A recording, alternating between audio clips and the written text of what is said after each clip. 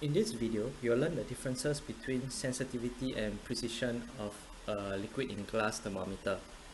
Okay, let me first show you how a thermometer looks like. You see on the screen now is an image of a thermometer. This is called the bulb of the thermometer, and inside it is a silver liquid called the mercury. So as the temperature rises or falls, the mercury inside the thermometer will either expand or contract, thereby causing a change in mercury level in the capillary tube. So this is the capillary tube.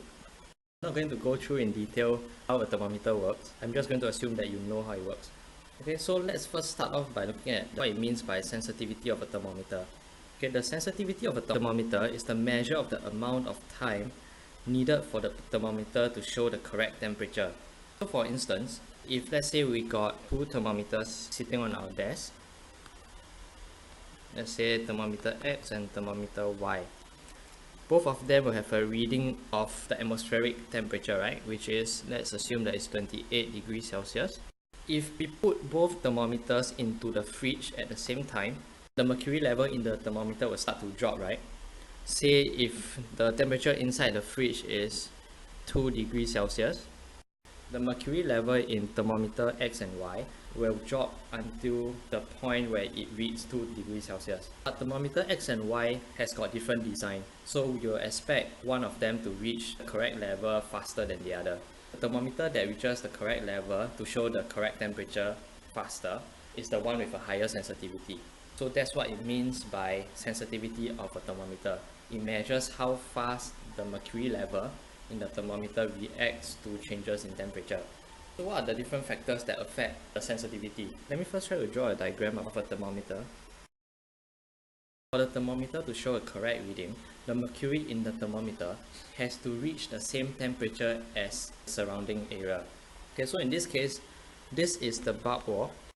For the mercury to reach the same temperature as the surrounding, there must be some heat exchangers between the mercury and the surrounding. The bulb wall acts as a barrier to the heat exchangers between the mercury and the surrounding. So the thicker the bulb wall, the lower the rate of heat exchangers. Right? So that means the mercury in the bulb will take a longer time to reach the same temperature as the surrounding. So let me just write it down.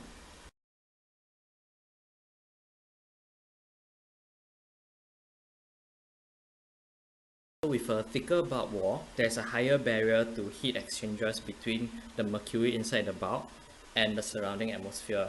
This higher barrier results in a lower rate of heat exchangers between these two mediums. And because of this lower rate of heat exchangers, the mercury inside the bulb will take a longer time to reach the same temperature as the surrounding. So a thicker bulb wall will result in a less sensitive thermometer. Okay, next, what's the second factor that affects sensitivity? The second factor is volume. So let's just examine how volume affects sensitivity now. Later on in chapter 11, you'll learn that the amount of energy required to raise the temperature of a substance increases with increasing volume.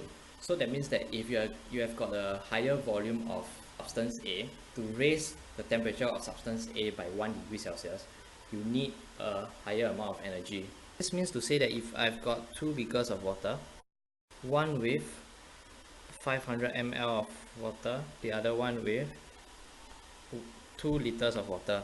Let's say this is beaker A and this is beaker B. The amount of energy required to raise the water in beaker A up by 1 degree Celsius will be more than the amount of energy needed to raise the water in beaker B by 1 degree Celsius. It all makes sense, right? Because if you've got more of something, of course you'll need more energy to raise the temperature. So can you guess how does volume in the thermometer affect the sensitivity of thermometer? When volume increases, the amount of energy needed to be gained or lost by the mercury in order to reach the surrounding temperature increases. So when volume increases, the amount of energy to be gained or lost in order for the mercury to reach the same temperature as the surrounding increases. What this means is that, assuming that the rate of heat exchangers remains the same, if you got a higher volume of mercury, the time needed for the mercury to reach the same temperature as that of the surrounding will increase. This means that the thermometer is less sensitive.